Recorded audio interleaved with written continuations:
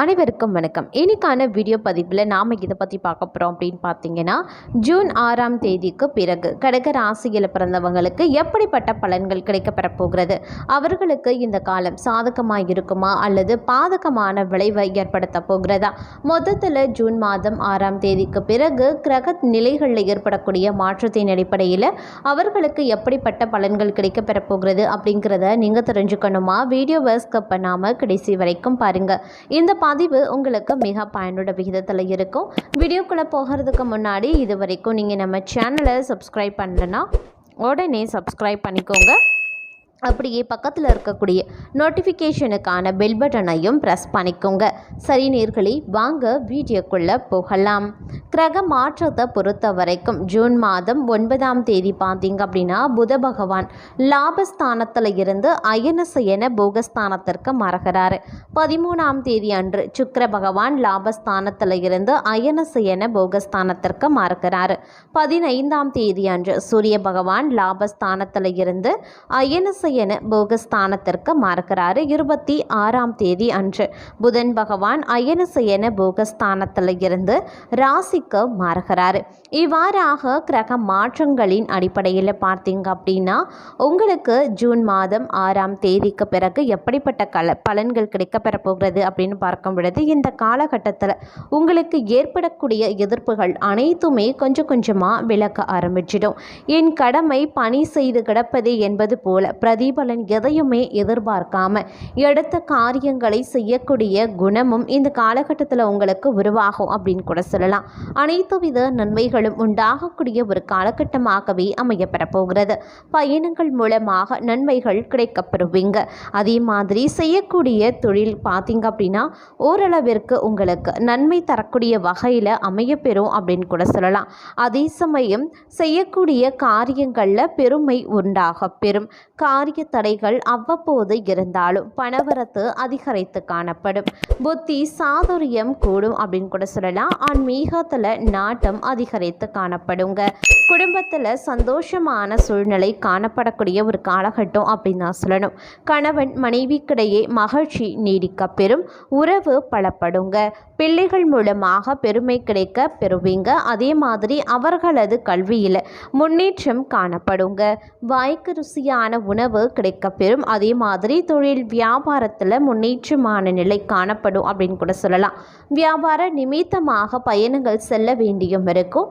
போட்டிகள் குறைய ஆரம்பிச்சிடும். புதிய ஆர்டர்கள் பெறுவதில் தடுமாற்றம் உண்டாகலாம். எந்த வேலையை முதல்ல கவனிக்கிறது அப்படிங்கிற குழப்பமும் ஒரு சில நேரத்தில் உங்களுக்கு எழலாம்.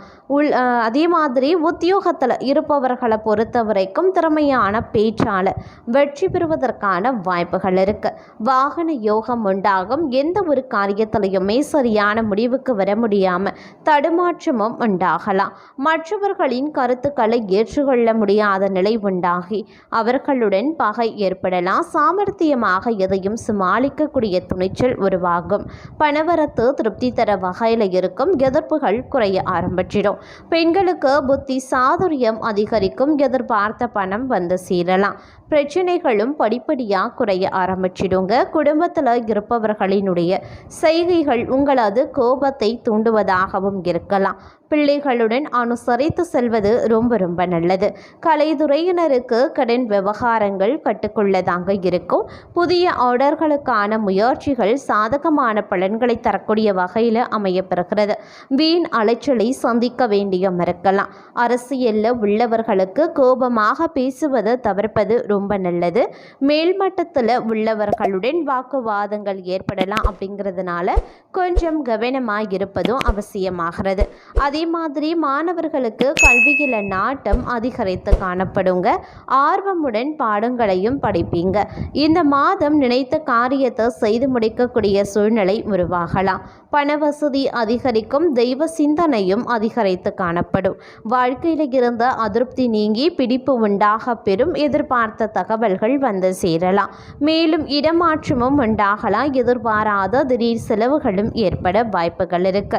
தொழில் வியாபாரத்தில் திடீர் செலவு ஏற்படும். எதிர்பார்த்த லாபம் குறைய பெறும்.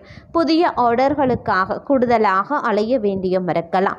உத்தியோகத்தில் இருக்கிறவங்க கடுமையாக உழைக்க வேண்டியும் இருக்கும். அதே மாதிரி குடும்பத்தில் அடுத்தவர்களால் திடீர் பிரச்சனை தலை தூக்கலாம்.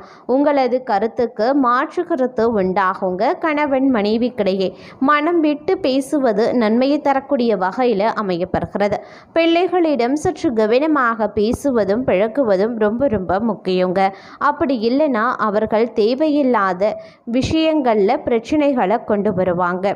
அதனால் அவர்களிடத்தில் பார்க்கும் பொழுது கொஞ்சம் அனுசரணையாக நடந்து கொண்டீங்க அப்படின்னா பெரும்பாலும் பிள்ளைகள் விஷயத்தில் எவ்வித பிரச்சனைகளும் எழாது. அவர்களும் பார்த்திங்கன்னா ஓரளவிற்கு நன்றாக இருப்பார்கள் அப்படின்னு கூட சொல்லலாம். அதே சமயம் எதுலேயுமே பார்க்கும் பொழுது ஓரளவிற்கு லாபம் கிடைக்கப்பெறுவீங்க.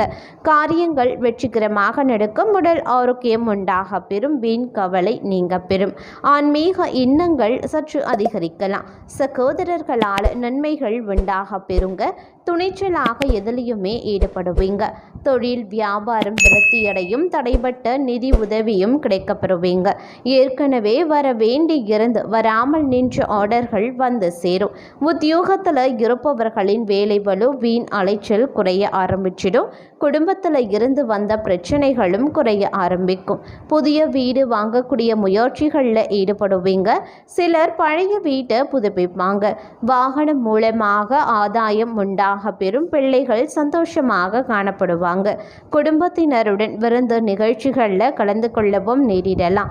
அதே மாதிரி குடும்பம் சார்ந்த விஷயங்களில் கலந்துரையாடும் போது வார்த்தைகளை கோர்த்து பேசுவது நன்மையை தர வகையில் இருக்குங்க.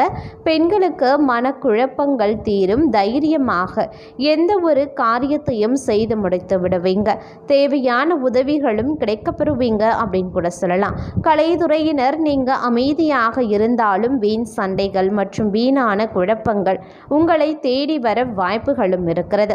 வீடு நிலம் மற்றும் வாகனம் வாங்கக்கூடிய வாய்ப்பும் இருக்கிறது. அதே போல அரசியல் துறையினர் நல்ல பெயர் வாங்குவீங்க. மூலதனத்திற்கு தேவையான பணம் வந்து குவியும். எதிரிகள் வகையில் சற்று கவனமுடன் செயல்பட பாருங்க. அதனை சரியாக பயன்படுத்திக் கொள்வதும் அவசியமாகிறது. மாணவர்கள் மிக கவனமாக பாடங்களை படித்து கூடுதல் மதிப்பெண் பெற முயற்சி பண்ணுவீங்க. தேவையான உதவிகளும் உங்களுக்கு கிடைக்கப்பெறும். பணவரத்து அதிகரிக்கும். விருப்பமானவர்களை சந்தித்து உரையாடி மகிழ்ச்சி அடைவீங்க.